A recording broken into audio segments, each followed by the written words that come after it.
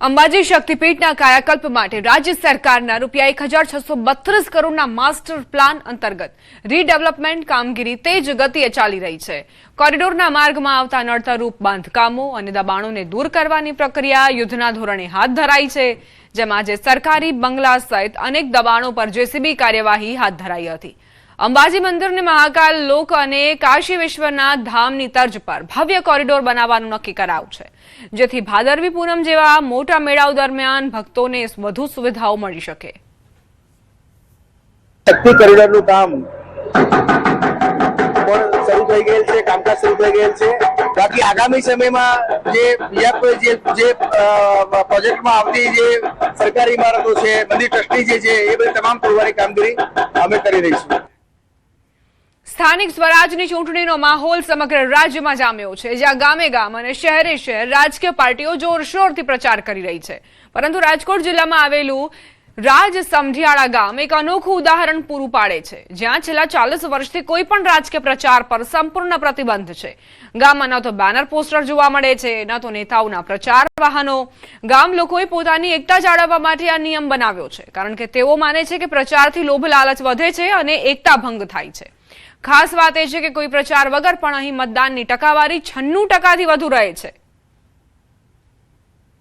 પ્રચારમાં આવે એટલે શું થાય, ગામમાં આખું બધું આપણે જે હળીમળીને રહેતા એમાંથી ઓલું થાય, એકબીજા લાલચ આપે પૈસાની છે, ઓલી છે, એટલે એ ગામમાં બગડે। અમે આજુબાજુ ગામડામાં અમે ધ્યાન રાખીએ છીએ, પ્રચાર તો અમે કરવા દેતા જ નથી।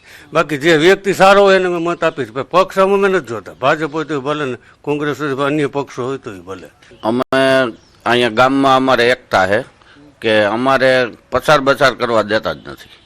એ પસાર નહીં કરવાનું, શું કામ કે ગામની એકતા અમારે વિખાય નહીં। અમારે 11 જણાની કમિટી છે, કમિટી જેમ નક્કી કરે ને એ જ, અને અમારે જે સારો આગેવાન હોય ને એને જ મત દઈ।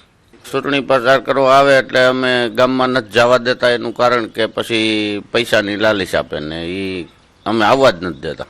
35-40 વર્ષથી આ ગામની અંદર નિયમ છે, કારણ કે જો ગામની અંદર કોઈ બેનર લગાડવામાં આવે કે કોઈની સભા કે કોઈના ડીજે કે તો ગામની અંદર એક તો પેલા 2 ગ્રુપ જાગૃત થાય છે। એટલે અમારા ગામ લોકોએ આ નિયમ એટલા માટે બનાવેલો છે કે ગામની અંદર કોઈ ગ્રુપ ના પડે અને ગામ એકતાથી ભાઈચારાથી હળીમળીને રહે, એટલા માટે ગામની અંદર કોઈ પણ પાર્ટીને પ્રચાર કરવા આવવા દેતા નથી। રાજકોટનું રાજ સમઢિયાળા ગામ કે જ્યાં નેતાઓ ન તો સભા કરી શકે છે, ન તો પ્રચાર કરી શકે છે, છેલ્લા 40 વર્ષથી આ ગામમાં જે રાજકીય નેતાઓ હોય છે તેમને પ્રચાર કરવા પર પ્રતિબંધ મૂકવામાં આવ્યો છે। આ ગામને જે નિયમો બનાવવામાં આવ્યા છે તેમાં આ જે 19 જેટલા નિયમો બનાવવામાં આવ્યા છે, તેમાંથી આજે 17 નંબરનો આ જે નિયમ છે તેમાં સ્પષ્ટ રીતે જણાવાયું છે કે અહીંયા રાજકીય નેતાઓએ ચૂંટણી પ્રચાર કરવો નહીં। એટલું જ નહીં, અહીંયા એક નિયમ એવો પણ છે કે ગામના લોકોએ ફરજિયાત મતદાન કરવું।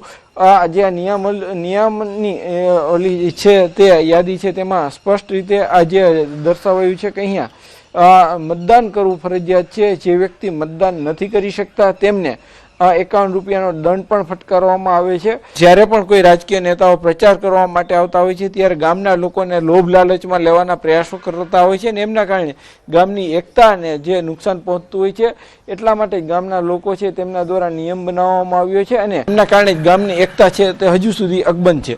હાર્દિક જોશી, ન્યૂઝ 18 ગુજરાતી, રાજકોટ। સ્થાનિક ચૂંટણી માટે વહીવટી વિભાગની તૈયારીઓ। ચૂંટણી વિભાગ દ્વારા તૈયારીઓને આખરી ઓપ આપવામાં આવી રહ્યો છે। અલગ અલગ વોર્ડના ઈવીએમ ચેકિંગ હાથ ધરવામાં આવ્યા છે। મામલતદાર અને ચૂંટણી વિભાગના અધિકારીઓની હાજરીમાં ઈવીએમની ચકાસણી કરવામાં આવી રહી છે। મશીનમાં કોઈ ટેકનિકલ ખામી છે કે કેમ તેને લઈને પણ તપાસ કરાઈ રહી છે। જે તે વોર્ડના ઈવીએમ મશીન ચેક થયા બાદ તેમને સ્ટ્રોંગ રૂમમાં મૂકવામાં આવી રહ્યા છે। મનપાના 18 વોર્ડમાં 72 બેઠકો માટે 1014 મતદાન મથકો પરની તૈયારીઓ કરવામાં આવી રહી છે। પાલિકાના વોર્ડ નંબર 16, 17, 18ની જે 26 તારીખે ચૂંટણી થવાની છે તેના ઈવીએમનું પ્રિપરેશનની કામગીરી થઈ રહી છે। તે અમે ઈવીએમો તૈયાર કરી રહ્યા છીએ। બૂથ ઉપર જેટલા મૂકવાનો હોય ને બાકીના રિઝર્વ કરી અને અમે તમામ ઈવીએમ મશીનો તૈયાર કરશું, અને એ રીતે જે વોર્ડના જે રીતના મતદારો હોય, મતપત્રો હોય છે એમાં બેલેટ પેપરો સાથે તૈયાર કરી ચેકિંગ કરી સીલ કરી અને એના સ્ટ્રોંગ રૂમમાં મૂકશું. સ્થાનિક સ્વરાજની ચૂંટણીને લઈને તૈયારીઓનો ધમધમાટ છે તે ચાલી રહ્યો છે. અત્યારે આ દ્રશ્યો જોઈ શકો છો કે અત્યારે ઈવીએમ પ્રિપેરેશનની કામગીરી ચાલી રહી છે. અહીંયા વોર્ડ નંબર 16, 17 અને 18ના જે વોર્ડ છે તેમની કામગીરી જે છે અત્યારે ચાલી રહી છે. આપણે દ્રશ્યો બતાવવા માંગીશ કે જે રીતે અહીંયા ઈવીએમ મશીન છે તેમને ચેક કરવામાં આવી રહ્યા છે, તેમની કામગીરી છે તે હાથ ધરવામાં આવી રહી છે. આ સાથે જ જે રીતના વોર્ડ નંબર 16, 17, 18માં આવતા અલગ અલગ ઈવીએમ મશીનો છે તેમને યોગ્ય છે કે કેમ તે મશીનની કામગીરીની જે ચકાસણી હાથ ધરવામાં આવી રહી છે. હાલ આપણી સાથે અહીંયા અધિકારી છે જે કામગીરી સાથે જોડાયેલા છે, આપણે એમની સાથે વાત કરીશું. સાહેબ, કઈ રીતના કામગીરી થાય છે, નાકી શું કામગીરી? અત્યારે મતદાન મથકે મોકલવા માટે ઈવીએમ પ્રિપેરેશનનું કામગીરી ચાલુ છે. ઈવીએમમાં બધી સ્વિચો ઓકે થવી જોઈએ. બધી સ્વિચો ઓકે છે કે નહીં ચેક કરાય, કેન્ડિડેટ સેટ થાય. કેટલા મત 16 નંબર વોર્ડ, 17 નંબર વોર્ડ અને 18 નંબર ત્રણેયના સેટ થશે.